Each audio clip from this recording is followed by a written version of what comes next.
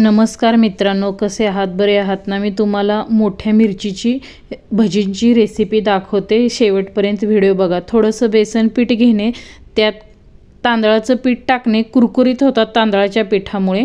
आणि परत त्यात थोडंसं ओवा घेणे, खायचा सोडा टाकणे, मीठ टाकणे आणि थोडंसं पाणी घालून हलवत राहणे. चांगलं मऊ होईपर्यंत पीठ हलवणे आणि मिरच्या धुवून थोड्याशा पुसून घेणे आणि मधीन कट करून घेणे, जेणेकरून अखंड मिरची टाकली तर भजी फुटण्याची शक्यता असतात. त्याच्यामुळं मिरचीला मध्ये एकतर चीर पाडणे, नाही तर त्याचे 2 तुकडे करून घेणे आणि मग ते पिठात बुडवून हे बघा इतपत पातळ पीठ करून घ्यायचं, जेणेकरून जास्त पातळही नाही पाहिजे, घट्टही नाही पाहिजे. त्या मिरचीच्या वर पिठाचं कोटिंग राहिलेलं पाहिजे, थोडं तरी खाताना मिरचीचं पिठाचं कोटिंग आलं पाहिजे तोंडात. आणि मग त्या मिरच्या पिठात बुडवून आपण तळून घेणे. तळताना पण जास्त स्पीड गॅस ठेवायचा नाही, थोडंसं मीडियम गॅसवर भजी तळून घेणे, म्हणजे मग आतपर्यंत चांगले भाजले जातात.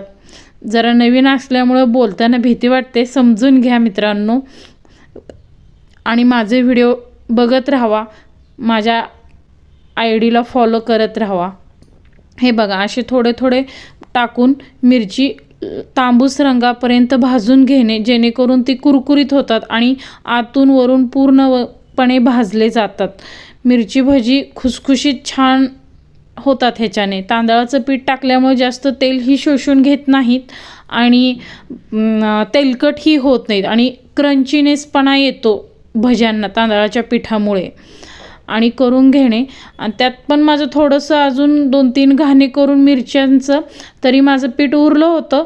मग मी त्यात बटाट्याचे काप करून टाकून परत बटाट्याची भजी पण केले. पण बटाट्याची भजीला कसं बटाटे असल्यामुळं तेल जास्त पितात भजी, त्याच्यामुळं बटाटे भजी खायला नको वाटतात आणि शरीरालाही तेलकट जास्त चांगलं नसतं. बघा माझा व्हिडिओ लास्टपर्यंत बघत राहावा. पहिल्यांदाच बनवते आणि काय बोलायचं काय नाही हे पटापटा लवकर सुचत नाही, त्याच्यामुळं कुठंतरी माझं बोलण्यात वगैरे चुकलं असेल तर समजून घ्या मित्रांनो. आणि माझ्या व्हिडिओला मात्र तुम्ही नक्की सपोर्ट करत राहावा.